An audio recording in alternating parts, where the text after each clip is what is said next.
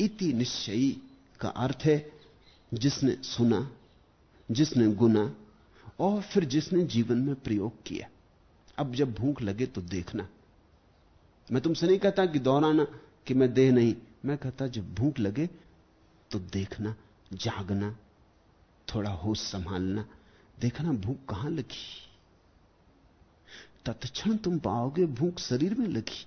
ये कोई अष्टावक्र के कहने से थोड़ी, मेरे कहने से थोड़ी, किसी के कहने से थोड़ी, ये तो भूख लगती ही शरीर में। इसको दोहराने की जरूरत नहीं, सिर्फ जानने की जरूरत है, इसे देखने की जरूरत है, पहचानने की जरूरत है, प्रतिविज्ञा चाहिए।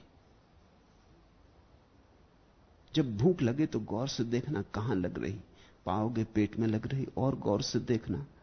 और तब यह भी देखना कि जो देखने वाला है, ये जो देख रहा भूख को लगते, इसको कहीं भूख लग रही, तुम अचानक पाओगे वहां कोई भूख का पता नहीं, वहां भूख की छाया भी नहीं पड़ती। जैसे दर्पण के सामने तुम खड़े हो जाते हो तो दर्पण में तुम्हारा प्रतिबिंब बनता है। दर्पण में कुछ बनता थोड़े ही, दर्पण में कोई अंतर थोड़ी पड़ता तुम्हारे खड़े हो जाने से। प्रतिबिंब कुछ है थोड़ी, तुम हटे कि प्रतिबिंब गया। दर्पण में तो कुछ भी नहीं बना, सिर्फ बनने का आभास हुआ। वो आभास भी तुम्हें हुआ, दर्पण को वो आभास भी नहीं हुआ।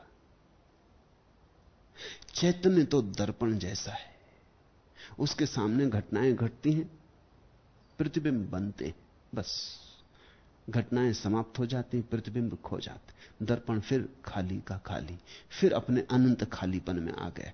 वही तो दर्पण की शुद्धि है, उसका अनंत खालीपन।